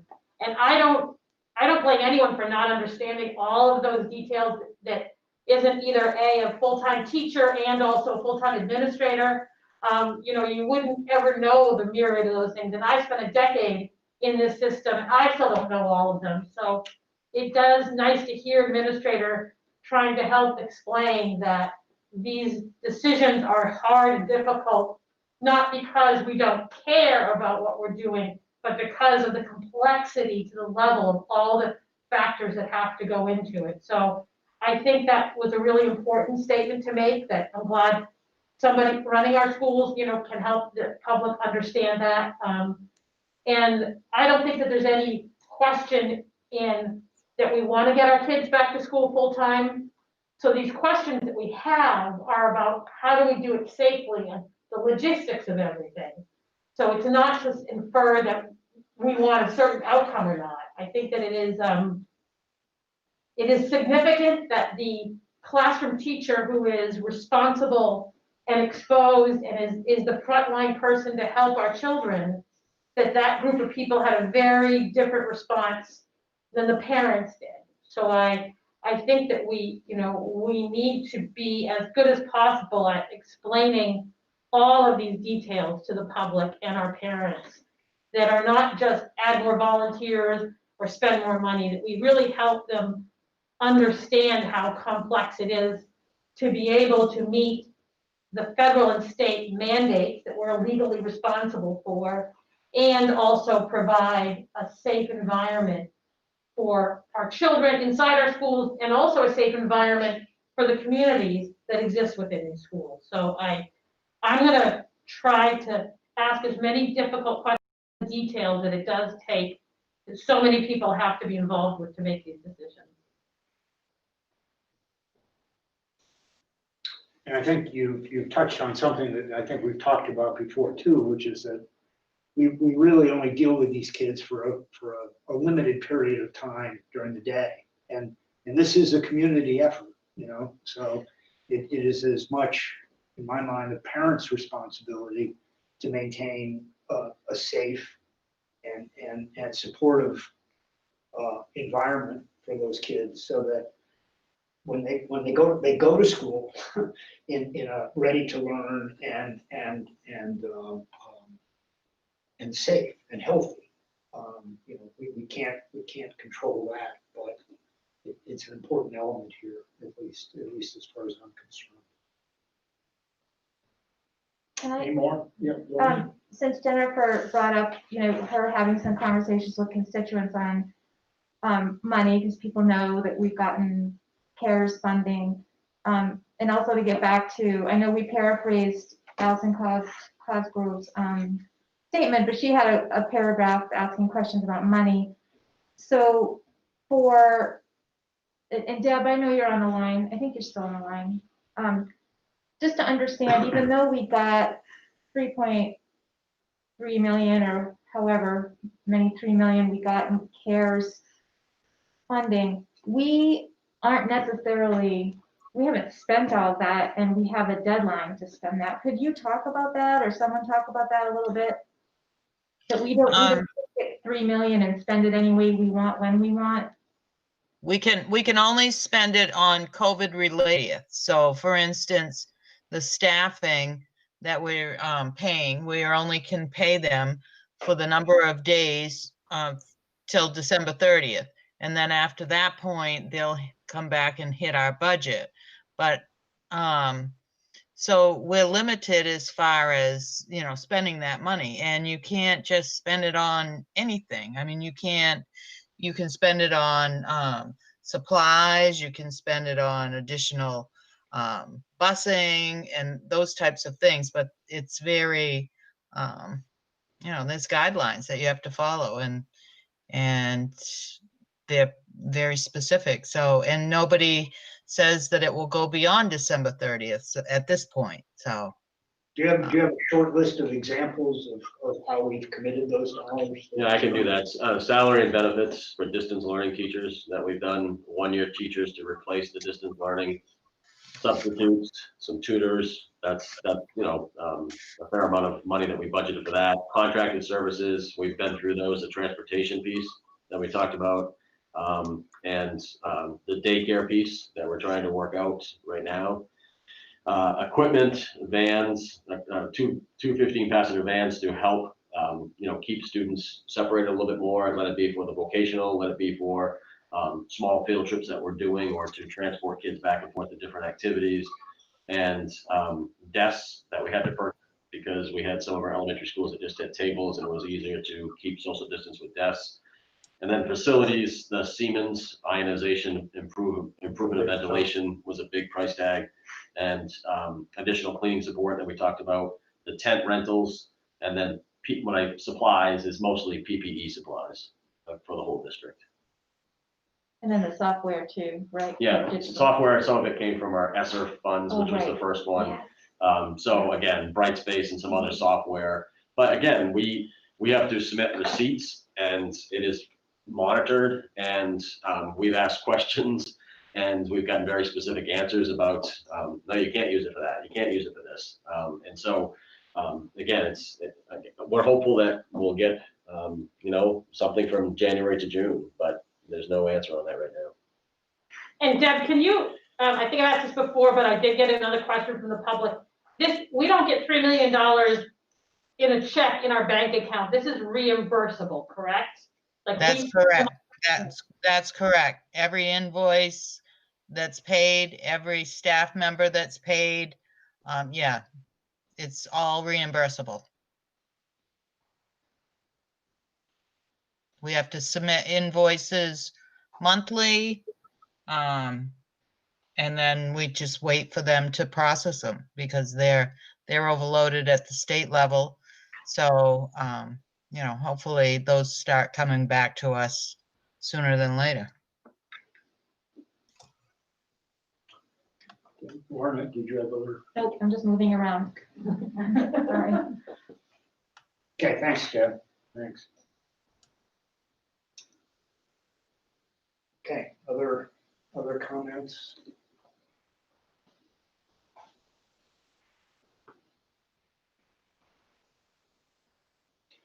So we have a plan that Patrick has discussed with us a couple meetings. it continues to be improved, I'll use that word, with greater detail. I think we've heard from all the principals. They continue to have conversations with the staffs and Patrick at their regarding their individual buildings, and I think all have very honestly said that they continue to learn and add to the design of the plan to get kids back, full time. I'll repeat it again. It's never not been the goal of the district to return kids to full-time instruction. I think what Patrick has suggested as the action item 8.0, that we authorize him to go out and advertise for those additional staff and see whether there's a pool out there. I mean, that, to me, that seems like the logical next step before we give a date that we're gonna open by X. I mean, we don't really know we can do that. I don't know if it was, again, one of the principals said,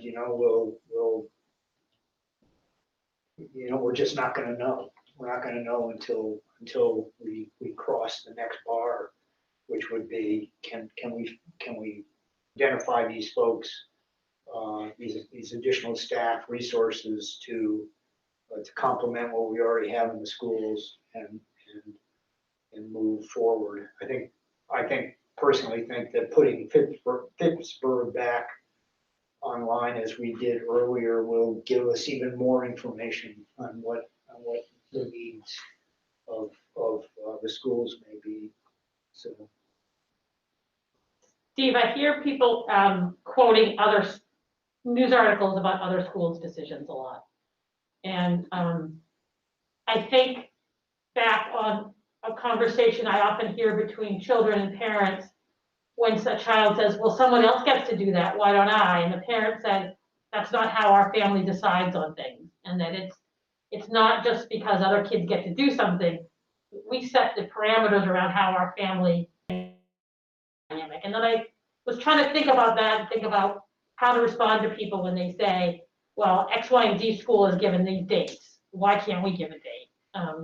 I say, well, I don't know how those schools came to those dates. I'm not there. I don't know what kind of consideration those dates are, what they have to do before they meet those dates. Do you have any other, I think what you just said was reasonable, that we just don't, if we need more staff, we've got to know if we can hire them or not to do this. But do you have any kind of better response than I have given to why do other schools set a date and we don't? I personally don't. I think we set a date back in September and we suffered the consequence of it by not being able to meet our own, our own deadline. Yeah. So maybe it's caution. The expression is you don't know what you don't know. We've never been in a situation of having to make these kinds of adjustments, midstream, and stuff could happen. But again, one could argue you set a date, as some other districts have, and some people will be critical because that's too far out. And maybe we would be able to come to a solution prior to that. And so that's another way of looking at it. So again, I know that anybody that has a neighbor that's doing something different, that people are comparing notes. But again, we're just bringing it back to every district is a little unique as far as number of staff you have, the size of your buildings, and again, which county you're in, and all of that comes into play as well. Personally for me, my personal preference would be to do it at a logical break, like January. Kids go home, they come back in a new situation. But if we're ready to go before that, kind of, maybe fits into what Patrick just said. If we're ready to go before that, I could, in my decision the recommendation would be, no, let's hold off to January, people will be critical of that. So let's just, I mean, for me, I mean, it makes sense to see, you know, to take it in a very stepwise, you know, I don't want to use the word slow. I mean, I think we have to show and make good steady progress. And I mean, I think we have made that progress up to this point. And the next, for me, it's for me anyways, it's clear the next logical, you know, point of reference is whether we can find people to fill these positions. And you make that presentation. I mean, it's quite possible that we're saying it's okay for Pittsburgh to start up. You know, it's quite possible that we may be faced with another decision to let another building go before others are ready. You know, we just don't know at this point.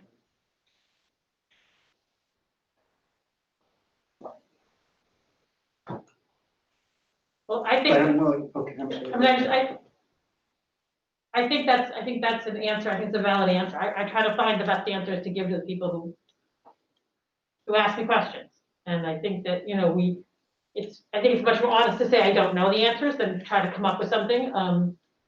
But I also without a doubt think that we're all struggling towards trying to do the best for the students and try to get our students back into school. I know that there are members out in the public who question that. Just today, somebody from the select board of my town said that they had a conversation with a woman who came to them and said that I particularly wasn't paying any attention to her concerns. I don't know who this person was. Her first name was Allison, and she's a teacher in another school, and she's a parent in Woolwich. But my response to that was I tried to respond to every single email of requests that comes to us, like we all do. I think that we all listen and try to explain what we know as best we possibly can. And I think we all realize that we are one vote in the whole board. But I think that the courage these decisions take is not to be misunderstood, that we think about each one very deeply, and that I don't think that any one of us ignores a concerned parent, individual request. That I think that the courage it takes to have those conversations directly with people and not necessarily with other people in public is a sign of how people can best work together to make this possible, to make this happen as soon as possible. So I hope the public hears our dialogue here, and if they feel like they have an idea that we haven't thought of yet, comes and talks to us about it. I think I want them all to appreciate the immense hard work that everybody is doing right now, and that there is, you know, no parent concern too small to be heard, but we have to consider not just one child, but the whole district, and a lot of many details to these decisions. Thanks. Thank you. Hey, Steve, may I add one thing? Sure. A voice So, on this just goes on with what she was talking about, the ideas. And I know, and this is just an area where it gets, it's not easy, is when they talk about the volunteers, because like the staffs at the schools know all the protocols and the procedures, and we follow everything to make sure we can keep our cohorts and our pods separate. When we start to bring in volunteers, even on top of not knowing whether they're going to show up and need to count on them or not, there's the issue of if they pop into another room or they see a neighbor's kid, when that happens and we have less control over the volunteers, we've now just disrupted the entire cohort pod system, which means contract tracing gets larger, which means more classes get exposed to the possibility of having to shut down. So I was just going to add that, if that made any sense. Sure. Thanks, Ross. And thanks for your comments, Jen. Thank you. Any other comments, discussion, things Patrick has said, Katie, on the survey? These items will be on the agenda for our regular meeting again. Lauren? I know we're at 2 hours, but I just quickly wanted to last thing say, in addition to making sure that we consider every student and every teacher, we're also hearing, I think it's comforting that a lot of parents are saying, I want him to go. I'm acknowledging that you're not eradicating COVID-19. You're just doing the best you can do. So eventually, parents are telling us they're making the decision ultimately on what they feel safe with. And we're going to do our best to make it all work. But ultimately, it's parents deciding at what level of risk they're willing to take for their kids. But those all valid points. I know we're all hearing a lot out in the community. And we really are working very hard, volunteering very many hours. Volunteering. All right, so, like I said, these items both of these items will definitely be on our agenda for next Monday, right? So Monday. It's not like we're walking away from it. Item 8.0 is the action item, and again, it would authorize Patrick to begin to advertise positions for additional staff.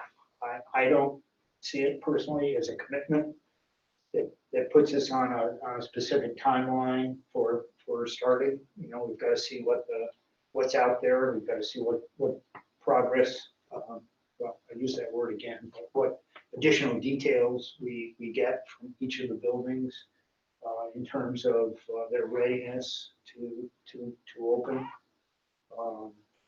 But this is what we need to do in order to get things To going. move it to the So next we've gotta- logical step, at least from my mind. So, So I move to approve. Okay, I'll second. okay, so we have a motion by Megan, a second by Jen to authorize Patrick to advertise for those additional staff positions that are identified in the plan. Any discussion, any further discussion on it? Okay, all in favor? Any opposed? Okay, all the ayes have. Next item is adjournment. We do have a regular board meeting, 6 o'clock next Monday. Hopefully, we'll get some information out on whether we're able to deal with public comment in a different way than we have for the past several meetings. And we'll continue to get these updates from Patrick and Katie. Continue, it would be too soon for an update from Sandra, or maybe she can tell us how that first day went. So, do we have a motion to adjourn? So moved. Did you make a motion? Yeah. I'll second. Second, or motion by Lou, second by Lorna. All in favor? Any opposed? No? Okay, thank you very much. Thank you.